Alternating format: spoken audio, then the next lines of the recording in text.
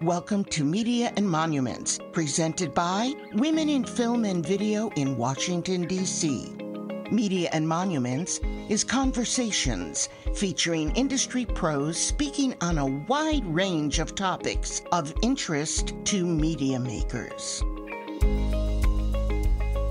Thank you for joining us. I'm your host for this week, Candice Bloch, and I have the honor and privilege of sitting down today with Madeline Di Nonno, the president and CEO of the Geena Davis Institute on Gender in Media. The Institute, founded in 2004 by Academy Award-winning actor Geena Davis, is the only global research-driven advocacy organization working within the entertainment and media industry to create gender balance, foster inclusion, and impede bias and stereotyping in family entertainment media. Di Nonno leads the Institute's strategic direction, fundraising, diversity, equity, and inclusion initiatives, research, and financial and operational activities. Welcome to the podcast, Madeline. Thank you. I'm so honored to be speaking with all of you and your listeners, and thank you so much. We're very happy to have you. So for anyone who may not be familiar, how did the Geena Davis Institute on Gender in Media begin, and what were its initial goals? Well, one clue may be the name of our organization. Our chair and founder, Geena Davis, is a two-time Academy Award winner, lifelong advocate for women and girls. And she had a heightened awareness of how audiences, particularly female audiences, would respond to her roles as an actor. But when she took on the role of being a mom, she had another kind of awareness in terms of looking at how fictional characters were portrayed and noticed immediately a big gender disparity in terms of female characters versus male characters. And she thought it was odd in the 21st century that the content that we were showing our youngest of children was bereft of female presence. And when there were female characters, they were sidelined, or their sole purpose in the story was to serve as a romantic role. And she thought, I wonder if this is really true. And it was that quest for data that led her on the largest and first ever investigation of children's content in TV and film, which led to a first ever study. And that's how the whole thing got started, her quest to have this knowledge and data to know if what she was seeing was really true. We thank her for doing that because so much is able to happen moving forward now because of that and the numbers and the data. And we're going to get more into that as we go on. But how and when did you personally join the Institute? I had one of my own epiphanies where I had reached the level of success that I wanted, and I wasn't satisfied. And I thought, could I use my power for good? Which may sound very pithy to some of your listeners. And I went on my own investigation to speak with other executives that had made a transition from for-profit, from specifically running businesses in the entertainment industry to running nonprofits. And to make a long story short, because we don't have all day to be together, that's what led me to a very fateful meeting with Geena. And when we met and after we spoke, I had all these ideas for her. I said to her, "What do you want?" And she said, "I want world domination." And I said, "Okay." And the first thing I did is had her speak at a closing keynote at the United Nations. And it's kind of been like that ever since. Yeah, well, it sounds like it's a great fit because you've been there for over 13 years now, or isn't that right? Yeah, that is correct. That is correct. Well, that's amazing. Clearly, and you're doing great work. The Institute has been, growing. They do more and more now. Women in Film and Video, or WIF as we shorten it to, we provide educational and networking opportunities for filmmakers, but we advocate for gender parity in front of and behind the camera and highlight achievements of women in media. So our organization and your institute definitely align in our objectives and goals. And today, I hope that a lot of our listeners can learn more about what an amazing resource the Geena Davis Institute is, and also just get more inspiration for pushing forward in our shared missions and goals. So the Institute provides hard data to help fuel the changes needed to reach more equality in media. Can you talk to us about the power of the data and how focusing on the numbers and highlighting the truths of where we stand has helped media makers see a better path forward, or perhaps see like how they need to improve? Absolutely. You can't measure what you can't see. And data has been the key to help our partners like yourselves, people who are members of Women in Film and Video, to have data to help them make informed business decisions versus finger pointing, versus just opinion. And when we think that there may be progress in terms of seeing more female characters in TV or in film as leads, until you have the data, that was the only way to really recognize, well, no, for the most part, it had been a 3-to-1 ratio of male characters to female characters, actually up until 2019. And when you look at an intersectional point of view, which we do, it's not just gender, it's the intersection of gender, race, ethnicity. And it's the intersection of gender and the LGBTQIA community and people with disabilities and, age 50 plus and large body type. That's where you see progress is moving, but certainly not at parity. And we have hit the parity number, and it lingers about at parity for female lead characters when it comes to popular programming that children are watching. And it was a high in 2018, and now it's about 48.8%. But you do have to take into consideration the disruption of the pandemic. And the same thing when we look at race, ethnicity, we do see a lot of, progress, not completely at parity when you think about people of color being probably over 40%. And when it comes to the LGBTQIA community, which is about 7% of our American population, it's about 1% for lead characters. And, even in our recent TV study, we found that there were no leading characters with any type of disability. And in 2019, it was only 0.3%. So there's a lot of this which is just glacial. So we use an intersectional lens to how we apply it. Now, on the positive side, when we speak to creators and we say to them, okay, you've heard the data, what are you doing with it? When we've surveyed them, they have said, 89% have changed one or more of their projects. And we have specific examples of major institutions, embracing not only diversity, equity, and inclusion behind the camera, but in front of the camera, and have leaned in to, our tools and a lot of the resources that are out there. So there is absolutely an intent when it comes to major content creators and distributors to have a diversity, equity, and inclusion initiative, and to also figure out what's the best way for them to measure how they're doing. We even, in season 2, had 2 episodes on, inclusion and disability inclusion and all that as well. It's nice to see these things discussed more and talked about. It does seem really helpful to see the numbers, because as a society and a culture, we're used to the way it was. When we see the changes, we think they're bigger than maybe they are. And I think it's important to see the data to prove that we still have that room to grow. But in terms of the positive changes, as you were mentioning, you have the data that backs up who we see on the screens. And a lot of times that does inspire people. Like even you all say, if she can see it, she can be it. So how encouraging is it to see phenomenon such as like the CSI effect take hold and inspire women and girls to take on different careers and activities because they're now seeing it on screen? Actually, in addition to the CSI effect, we had the privilege of working with 20th Century on the Scully effect, hashtag Scully effect. Oh, okay. The show was on air, I think, from 2003 to 2013. And they had this hypothesis that the amazing character of Scully, played by Gillian Anderson, really influenced a lot of women and girls who were old enough to watch the show at the time to pursue careers in STEM.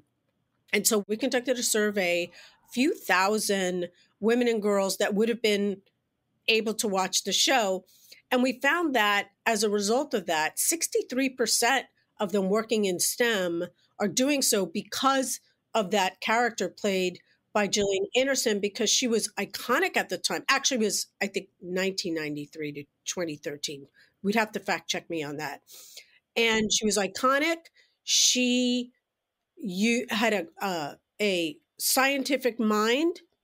She used logic. She didn't need to be saved. And at that time, there were very few, if not any, female characters with that type of portrayal. And so it shows you, the power of what the media can do in terms of influencing change. I mean, what happens in the make-believe world can absolutely play out in the real world. And we see examples of that all the time. Yeah, even from like more girls taking up archery after Brave and all the Hunger Games movies and all of that. I remember that my name's Candice, so everyone with Katniss kept asking if I was taking archery and everything after that. But yeah, I mean, just showing what's possible is so great. And I think as the whole world will benefit from them. And that's what I love about the focus from your institute on young, impressionable girls as well, because that's where they're being formed and seeing what they can go after, So it's not like a third career or something that now they're seeing they can do. It's something that from the onset they could say, I like this, I see it, that it's possible, and now I can pursue that. So I think it's absolutely wonderful what you all are doing with that, and helping us see the positive effects. Because positive effects, I think, are just as encouraging or sometimes more so than seeing the negative as well. Absolutely. Yeah. And so I love that, as you mentioned before, that you started with gender, but you do analyze 6 different categories: gender, race and ethnicity, LGBTQIA plus disability, age, body type, all of that. So what did the evolution of that look like? Like, when did you start adding more of those in the Institute, like for the scope? And then what's the importance of that? We've always looked at the intersection of gender, and race, ethnicity. And very early on, we started thinking about intersectionality, whereby marginalized communities can have overlapping, issues. And what we found is that a lot of the diversity, equity, inclusion initiatives were kind of siloed. You would have ERGs or affiliate groups within companies, and it was focused on, race or disability or LGBTQIA, but no one was really looking at it intersectionally. And we could be a female who's part of the LGBTQIA community, who has a disability, who's 50 plus, who has a larger body type in one person. So it's always been important to look at the whole picture. What is the percentage of, 50 plus? And it's always 2%. So there's a lot of work to do when you really look at how do we reflect our society. And you're talking about, populations that are 20% plus, when it comes to disability and age 50 plus of our population. These are big sectors of our population, and they want their stories to be told. So of those, are there ones that you see where we need like the most work compared to others? Which are the ones that are the most desperately needing the work right now? Absolutely. When it comes to LGBTQIA, disability, large body type, age 50 plus, just not moving. The numbers are really not moving. So we definitely need a lot more, attention on that. And of course, we want to compliment our partners at GLAAD, who've been doing this work for the LGBTQIA community longer than us. And we support everything that they do, as well. But yeah, there's a lot of work that needs to be done. Yeah, I mean, in 2022, there were a number of high-profile and like well-reviewed LGBTQ plus films, things like Fire Island, Bros, spoiler alert, and things like that. But if they don't do as well in the box office, does that hurt the cause, or is it still just good to see stuff out there and that's part of the process? Like, I don't know how much COVID might have still affected a lot of these things in terms of like draws for numbers of people in theaters. Is it making it harder for people to pitch these stories with those types of leads if they don't immediately do massive success financially?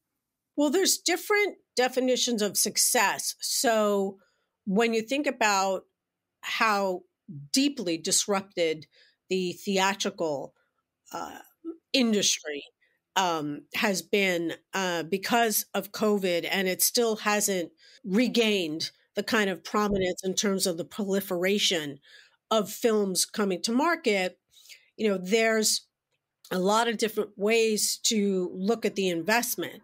Sometimes the investment may not prove out in the theater, but the investment may prove out when you look at streaming and rental opportunities for streaming and SVOD, and there's many ways to recapture it. So at the end of the day, after 2 years, has the return on investment, been made? How are you defining success? And then you look at audiences and the power of social media and Rotten Tomatoes and a lot of these other outlets where there's a lot of discovery that's happening. And so to your point, while people were not flooding to movie theaters, they are flooding, to streaming, and word of mouth and social media has led many people to discover films that didn't have, say, a wide theatrical run because of COVID. So there's a lot of components that would go into how are you defining it as, a financial success. I was curious, how do you think that like the Me Too movement helped expose the pervasiveness of the problem of like the gender parity movement? Was the Me Too movement like a big spark that helped keep doing what we're doing in terms of creating gender parity? So there's many lanes to looking at diversity, equity, inclusion. Our work at the Institute is focused on what's happening on screen and how is that playing out in the real world. When you look at Me Too, you're looking at pay equity, you're looking at safety, you're looking at conscious bias, because everyone has known the numbers, particularly when you look at female directors or independent filmmakers getting access to capital to produce, say, their second film. Everyone has known the bias since the beginning of the industry. That's always been pervasive. Me Too, I believe, has allowed people to have a voice and to not be afraid to use that voice if they have been sexually assaulted, if they have been discriminated against. And it's opened that floodgate where, talent of all natures, whether they're an actor or a writer or et cetera, have the opportunity to speak up where they weren't able to speak up. In parallel of that, I do believe sincerely that the leading entertainment entities have put in place a zero tolerance in their companies in order to safeguard and also provide opportunities for people to speak up. And hopefully the next generation that's coming up will not encounter the issues and the scenarios that have been going on for decades and decades and decades. So I think it's been excellent, and hopefully it will be systemic change and not something that just happened during a moment of time. So we'll have to see how it plays out. But I think it's been, wonderful to give a voice to, the voiceless. And removing some of those barriers now then, so people can fill more of those roles and have more influence in all levels of media making. As we've seen, and you pointed out, a lot of this growth is glacial. It's slow. But we've noticed because of that, you see women stepping up and founding their own production companies. You have things like Hello Sunshine and Brownstone Productions, Freckle Films, Flower Films, Little Stranger. How important are these production companies for films and shows to show this success of the gender parity? Like, how important is it for them to be created and move this message forward that this is how it should be done and it's good to do it this way and it's successful to do it this way? Well, what's been very heartening is to see these very powerful actors and talents take control of not only their destiny, but opening up the doors for others. And I think what Reese Witherspoon has done with Hello Sunshine has been phenomenal in being able to create content for other people and to really pay it forward. And I think Jessica Chastain and, many, many others are doing the same thing. And it's been wonderful because it creates, a pipeline, not only for actors, but also when you look at, Ava DuVernay and what she's done with Queen's Sugar, and you look at Melissa Rosenberg, where on a 6 to 13 episode TV show, that's 13 different female directors and writers and etc. So it really creates a pipeline and a tremendous amount, of opportunities. Yeah, and a chance to build a body of work that sometimes, if women haven't yet gotten in to do certain things, a lot of times they've been held back by saying, well, you haven't done this or you haven't done that. But it's the work and the projects so people can get that experience and have those resumes of everything. Do you think we're going to see more of those coming out, or hopefully will it get to a point where it doesn't have to be a specific mission in it, but all production companies kind of have the same goal of this gender parity? I would love in the next 5 years to be sitting on a beach with a pina colada saying, okay, we're done. Would love that more than anything. But yeah, these are constant struggles that we all have to keep working on. So in making sure that we are working on them, there are projects that when you make them, some already, like these ones, kind of pass those tests, but there's these tests that people can check their projects against to see about gender parity, simple ones like the Bechdel test and all of that. But the Institute has 2 amazing research tools that you use for pre and post-production evaluation of content. It's the Geena Davis Inclusion Quotient, or the GDIQ, and Spell Check for Bias. Can you tell us more about these tools? Absolutely. We have been blessed and very fortunate to have Google as a partner going all the way back to 2013. And they wanted to help us answer the question if machine learning could contribute to how we measured content, and could it be applied in a way to help us go deeper and faster. And that is how the Geena Davis GDIQ, GD, what does that stand for? My goodness, Geena Davis Inclusion Quotient.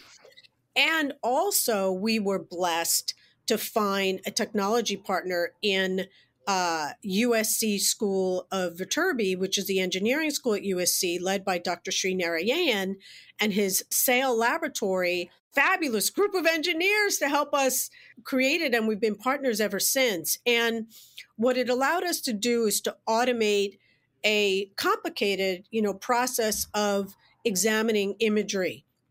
And we use a hybrid methodology because you can't use AI for everything, as everyone knows. We have a team of expert human coders, which is led by Dr. Meredith Conroy, who is our Vice President of Research and Insights. We have a lot of social scientists, data scientists on our team, and we use a hybrid methodology. And so when it comes to gender, screen and speaking time, age, even skin tone, we're able to apply, machine learning and taking advantage of that. But when it comes to looking at other identities and other things like sexism, racism, those are nuances that you can't extract with AI. And GDIQ has been used clearly for audits and benchmarking, where people in advertising, TV, and film will come to us and say, I want to know how we're doing. How do I know where to go if I don't know where we are? And so we've been able to analyze thousands and thousands of global advertising, film, television, and been able to work publicly and privately on that. While we were doing that, and if you think about it, it all starts with a script, right? How do you create a tool that could be an intervention? How do you help people catch these things in the beginning. And that's where we've partnered with, again, USC Viterbi School of Engineering, and working with kind of a text-based AI, which also is led by human expert coders. And we look at scripts, we look at the words. And when you were talking about tests, we look at who is showing up and how are they showing up. Because when people are reading scripts for Greenlight, reading scripts to do coverage, they're not using a DEI lens per se. So we'll walk it through and look at everybody who's actually speaking. Whereas a lot of people may be thinking about the top of the call sheet, but there could be 100 characters that are contributing dialogue that may be on camera at some point in time. Those are opportunities, and that's how we break down a script. So it's different than how people may normally break down a script. And we'll look at it. Are there female characters? Are there non-binary characters? Are there LGBT characters? If they are, how are they showing up? How are they being described? And that's the different tests. And then we'll make recommendations, and we just flag things that we notice. And then it's really up to the creator, because it's very important that you protect the authenticity of the storyteller. And we're not going to tell anybody what to do. And we're not going to invade their story, but we can flag these things. And then it's up to them to say, oh, I didn't realize that this character has 50 lines dialogue. And maybe that could be a person with, disabilities, or it could be BIPOC, or it could be X, Y, and Z. And again, stay consistent to the authentic voice of the storyteller. And our partners at NBC Universal have been using it extensively, and many other partners. And we're happy to be in service and happy to have a tool, because it's easier to fix things on the front end than on the back end, as I'm sure you know, and your audience at WIF. So it's been very, very useful. That's wonderful. Again, showing the power of sort of technology and science and numbers and things like that to help and to expedite the process and make it simpler and more streamlined as well. Is that something that like anyone can use? If someone wanted to be able to take advantage of something like spell check for bias or the GDIQ, how could they do that? They would have to reach out to us, and we have different ways that we partner with people, depending on if it's a onesie or depending on if it's a company that wants to apply it. So there's fluidity in how we can partner with people, and we always welcome partnership. Excellent. The research and the final study reports that you do, they're all available on your website, correct? Yes. So it's really important to us that when we have a study, like for example, we were very privileged in June to release our first study about the portrayal of caregivers in TV, with an eye on how men are and are not portrayed as caregivers, and how that informs how women are portrayed mostly as caregivers. That was funded by Robert Wood Johnson in partnership with Equimundo. And then in November, we were very pleased to go back to Google for the first time in New York in many years prior to the COVID, and present our new TV studies looking at family television and popular television for children. And so those studies are released publicly. But in addition to that, we have been doing virtual events, and we've just started doing in-person events for our members. So we do have a membership. And even if you're not able to come to, say, New York or Los Angeles, we have an on-demand library of decades of panels and research presentations that are made available to our members. And we provide a lot of professional development. So we would encourage everyone to check out, our membership. It's a year-long membership. And then when we do have these big studies, we do release them on our website. Yeah, and you also have a newsletter that people could subscribe to without becoming a member and still get some great information there. But it sounds like a really amazing resource. It's wonderful what you all provide, and for people to be able to tap into the full force of everything that you all are doing. Definitely go ahead and check out Geena Davis Institute on Gender and Media, their website, cjane.org. We're going to put all this in the show notes as well, so you know where to get to all of that. We can obviously go on and on about the power of inclusion and where we need to keep improving, but to stay within our time, let's just maybe end with if you would have a suggestion for the most effective 1 or 2 tools or guidelines or just advice in general for filmmakers and content creators committed to this mission of reaching parity in media. What would you leave them with? And then further, is there any advice for listeners and people who support these objectives and missions but don't make media themselves?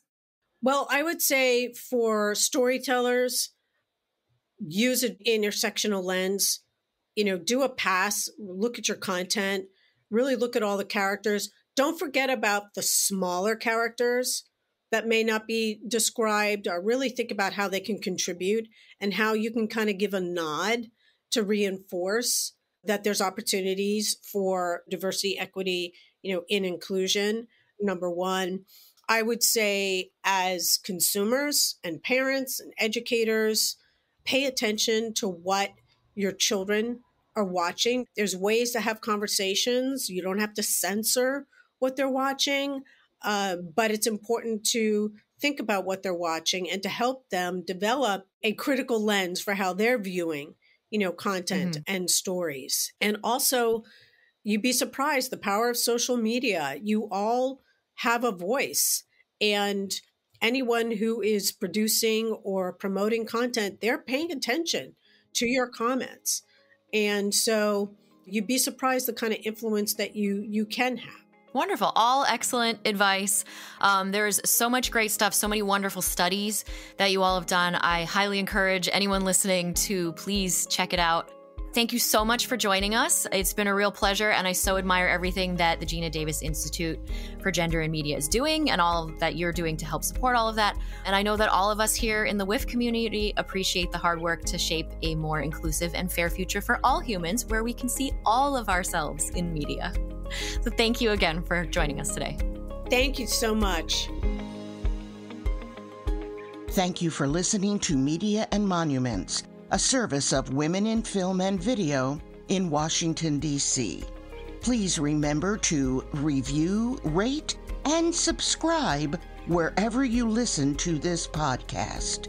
For more information about WIF, please visit our website at WIF as in Frank, V as in Victor.org.